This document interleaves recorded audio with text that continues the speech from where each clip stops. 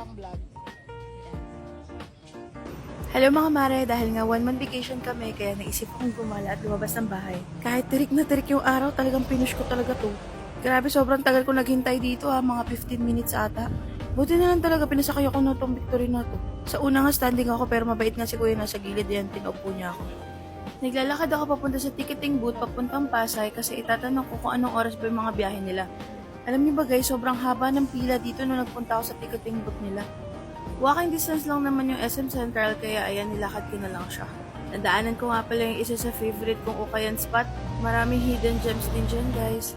Itong lugar na to, ito yung lagi kong dinadaanan pag papasok ako sa school ng college. Lumipat na nga sila ng location malapit sa Wesley at ginawa SM Central tong lugar na to. Dati nga itong park na to, pag tuwing vacant time ko, dito ko tumatambay. Siyempre, alam niyo na, students, wala tayong pera, kaya ayan, dito lang tayo tumatambay. Kaya nga maraming memories ako dito sa park na to eh. Ang tawag dito ay Marikit Park. Nakakatuwa nga kasi ang dami ng improvements. So ito na nga, ito na yung SM Central, tatawid lang tayo dyan papasok. Alam niyo ba guys, hindi ko rin alam ba't ako nagva-vlog. Kung tutuusin talaga, nahihiya ako sa mga ganitong eme-eme. Pero kasi guys, gusto ko yung mapapanood ko yung sarili ko pag tanda ako. Tapos mapapasabi na lang ako sa sarili ko na, ay, ganito pala itsura ko. Ay, ganito pala yung pinaggagawa ko. Kasi alam ko, pag tanda ko, hindi naman ako makakagala masyado. And then, nakita ko to massage chair na to. Sabi ko nga, ang ganda, gusto ko itry. Pero sabi ko, babalikan ko na lang, mamaya na lang kasi marami pa akong gagawin. And then, sinek ko na kagad itong sa cinema kasi isa to sa gusto kong gawin ngayon. Kapapanood ko nga kay Kim Jojo. Siya kasi yung babaeng fox ba yun, yung nagbubunot-bunot. Kaya ayun, naisipan ko mag-solo date. Iba nga yung nagagawa ng TikTok Originally, yung papanoodin ko talaga is yung sa Mario. Kaso nga lang matagal pa yung hihintayin ko kaya ayan, napili ko na lang yung kila Kim at saka Gerald. Yung Wonderful Nightmare. Tapos, nagtaka pa ako kasi ang mura niya, like 180 pesos lang yung binayaran ko. Tapos yung sa Mario is nasa 315 pesos. Hindi ko lang sure ha. Dito ko nga pala naisipan manood ng sine kasi ang ganda ng upuan dito. Tapos ang lamig-lamig pa ka mo. Ayan, tapos na ako magbayad. Pupunta nga pala ako sa potato corner. Tapos nakita ko tong salamin na to, nag-video pa akong kapal mukha ko no? So, dito na tayo sa potato corner. Ang walang sawang mega. Siyempre, yun lang naman yung malapit na bilihan na may patatas Tapos, gusto ko sana magkape, kaso nga lang parang naisip ko, healthy living na tayo, kaya naisip ko kung mag-daily detox na lang. Posible na pala yung mga pamimilian sa kanila. Kaya ayan, nabili ko na yung mga gusto kong bilhin. Siyempre, papunta na tayo sa cinema, diba? Magkakalat na tayo ng lagim charot. Ayan siya. Ayan yung papanoodin ko. Oy, saya-saya pa ni ante mo. Alam niyo ba guys, kinakapalan ko lang talaga yung mukha ko dyan. Pero nahihiya talaga ako pag tumitingin yung mga tao. So, eto na nga, papasok na ako dito sa Cinema 3 kasi dyan gaganapin. Wow, gaganapin. So, habang naglalakad talaga ako dito, pagtingin ko talaga sa surroundings. Ano ba yung mapagsasabi mo, ante? Akala ko talaga, isa ko lang dyan, kaya nagaganyan-ganyan ako. Nakakainis, hindi ko talaga nakita na may tao na palang nauna sa akin. Ang ingay-ingay ko pa dyan. So, yun na nga, hinahanap ko na yung upuan natin. Nasa E9 tayo. Pinili ko talaga yung medyo gitna kasi ayoko ng sobrang lapit. Nakakaduling kaya. Ayan, nilanamnam ko na yung lambot ng upuan at saka yung lamig ng aircon. Siyempre, kasama yun sa binayaran natin, Oh, 'di ba? May paganyan-ganyan pa si ante mo. Akala mo talaga vloggeries 'yan? Wala, guys. Pinapakita ko lang sa inyo kung gaano kaganda yung yung cinema ng Central. Ay, nakalimutan ko iipit yung chan ko diyan. Sorry na po. Outfit check. Pagkatapos ko nga pala mag-CR, umupo muna ako dito sa tabi. Siyempre talagang ini-enjoy ko yung moment, guys. May mabibilan ka na palang snacks dito sa cinema nila. Masarap yung popcorn dyan, guys. Nasubukan ko na. Hindi ko nga lang sure kung masarap ba talaga siya dahil sa luto niya o masarap lang dahil nilibre siya ng tita ko. Sa mga panahon na to, naglalakad ako papunta sa DGI. Ewan ba, parang gusto kong bumili ng action camera. Kaso nga lang, nagising na ako sa katotohanan. Wala pala akong dalang pera. Grabe kasi guys, tinanong ko yung creator combo. Grabe, 31,299. Tama ba yun? So, ayan, lumabas na lang ako. Papunta na ako sa Harbor Point niyan. Hindi na rin ako masyadong nag-ikot-ikot sa Central. So, ito yung nasakyan ko. Yellow Jeep. 13 pesos yung pamasahe dyan. Tapos, ito yung daanan natin papunta sa loob ng base. Ang ganda-ganda nga ng daanan ngayon at saka luwag-luwag na. Hindi ko nga rin pala mawaboring maglakad dito kasi sobrang daming makakasalubong. So, ayan na nga nakita natin yung Harbor Point. Diyan tayo pupunta, guys. May payong akong dala dito, guys, pero tinamad na ako ilabas. Guys, dito pala yung super pagkakaroon. Yan may pilihan dito sa Harbor Point.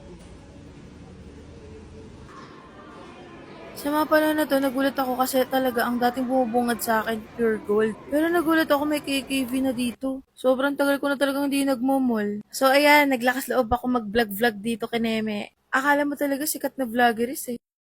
Tapos biglang may nakita kakilala, ayan na biglang nahiya. Hello Ate Millie, ay Kuya Marty. Nakita kong gold guys. Mayaman na tayo. Nabibili pala itong gantong gold. Di ba naghihirap pa tayo? Meron naman pala mabibili ng gold dun. Tapos ito guys, nakita ko ang laki-laking lapis.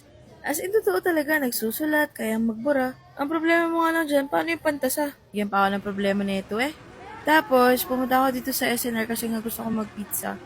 Naalala ko pa nga ng unang SNR yung sa Pure Gold. Dumadayo pa talaga kami dun. As in, sumasakay kami nung yung shuttle ng Royal tapos lalakarin na papunta ng Pure Gold. Kaso nga lang, sobrang init din sa Pure Gold kaya dito ako napunta ngayon sa Burger King. Gusto ko talaga yung burger nila dyan pero hindi ko gusto yung price. And then, nakita ko nga to, ang daming taong nakapila. Ito pala yung sinasabi ng pinsan ko na sikat at masarap na empanada. Gusto ko sanang tikman kaso nga lang, ang dami-daming pila. Tapos ang mura niya lang, like 100, 120, ganun. And then, ayan, bumalik ako dito sa KKV kasi gusto ko magtingin-tingin lang. Tapos, dito ko na rin imimit yung pinsan kong engineer. Tapos nakita ko itong mga to. I don't get me wrong pero ang creepy niya talaga para sa akin. Bukod sa mahal na shop, tas yung mata niya parang pakiramdam ko may nakatingin sa akin masamang tao. Ewan ko lang kung ako lang yung nakakaramdam nun pero creepy talaga ako dun. Tapos nakita ko to, si Shinchan. Tama ba ako? Oo nga siya nga. Kaso, nangihinayang kasi ako parang, yun, saan magdadala yung pera, ganun. Ang cute ni Lilo.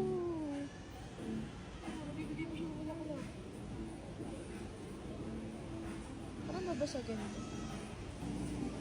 Oh, di ba? Feel na feel talaga, ante. Uy, wag na kayo may inisahan at saka magagalit Gusto ko lang talaga i-record yung mga moments ko na ganito. Ewan ko ba, pakiramdam ko ang saya ko dito. Pero sa totoo lang, parang ang lungkot din. Pero nasanay na din ako mag-isa. Mag-isang gumagala, mag-isang tumatawa, mag-isang kumakain. Buti nga hindi ako nababaliw eh.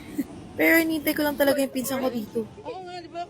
Color yung pala color key. Buisit na yan. Pero ang ganda na ito. Hindi ko alam saan siya. O, diba? Ang lalo kami lipstick. And then, pagkatapos yun, lumabas na kami. Habang naglalakad kami, nakita namin Secret Garden. Lagi ko kasi nakikita to, kaya sabi ko, ayan, tignan namin. Buti na lang mabait yung manong guard dyan. Pinabayaan niya lang kami mag-video-video, tsaka mag-picture-picture. Shout out po sa'yo, kuya. Thank you so much po. Pero syempre, hindi ko naman yan ma-achieve yung ganyang kagandang video kung wala yung pinsan ko. Thank you so much, Bebe Adessa. And then ako, sabi ko sa pinsan ko, tignan namin yung nasa taas kasi hindi ko pa talaga nakita. Pero sila dati nakakain na sila dito. Yun nga lang guys, papunta pa lang doon sa kainan talaga magugutom ka.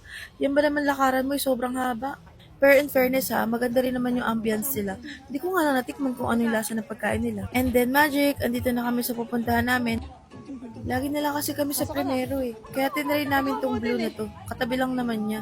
Nga pala guys, hindi automatic yung pintuan nila dito Kailangan mo talagang pindutin. Tapos biglang may babati sa'yo ng... Anyo! Alam, cute. May...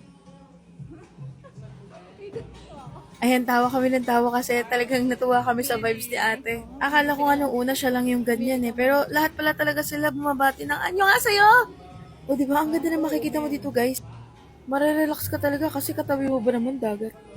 Tapos hindi ka magugutom dito guys kasi marami silang bagels. Ano may bagbagkas nun? Bagels, whatever.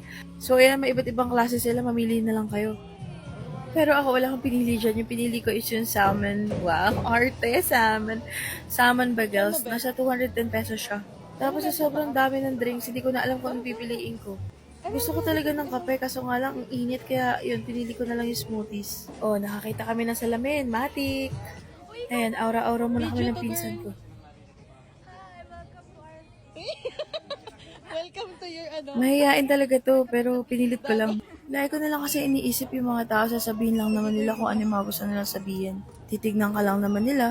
Basically, wala naman silang pakialam kung anong gagawin mo sa mundo. So, yeah. So, ayun, gawin mo na lang kung ano yung makakapagpasaya sa'yo. Kasi in the end of the day, makakalimutan naman nila yung mga bagay na ganong ginawa mo. As long as wala ka nasasaktan, wala ka naaagrabyado, maging masaya ka lang sa buhay mo. Kahit nalulungkot ka, kahit nasasaktan ka, go lang. Ngitian mo lang lahat sila. So, ayun na nga yung in-order namin, guys. Isang blueberry smoothie at saka strawberry smoothie. Nung una nga, guys, hindi ko gusto yung strawberry. Parang pakiramdam ko ang tabang, pero habang tumatagal, sumasarap siya. Mas nauna ko pa nga naubos yung akin kaysa sa pinsan ko eh. And then, niyaya ko na siya maglakad palabas. Sabi ko, tara, lakad tayo papunta sa Subic Bay. Yung laging pinipicture ng mga turista dito. Alam niyo ba guys, kahit gabing-gabi na dito, ang dami nagja-jogging. Kaya parang maiengganyo ka rin mag-exercise eh. Kaso nga lang, nanamnamin ko muna yung kinain namin. Ang mahal din casino. So ayun, next time na lang tayo mag-exercise. Tapos naglakad na kami palabas nito ng SPMA. And then, naisipan namin dumaan sa SM Downtown para bumili sa Watson. Ayan, nabudol na naman tayo, guys. Yung binili namin, puro pang buhok lang. Tapos may pinsan nga pala kaming engineer na, kaya binili siya ng ate niya ng cake. Congratulations, Rainiel! Ay, mali. Congratulations, Engineer Rainiel! Pagkatapos namin bumili dito, guys, nagpunta na kami sa Victory Liner. Pero grabe, sobrang haba ng pila, kaya ayan, nag-jeep na lang kami. Hope you like my mini vlog. Goodbye!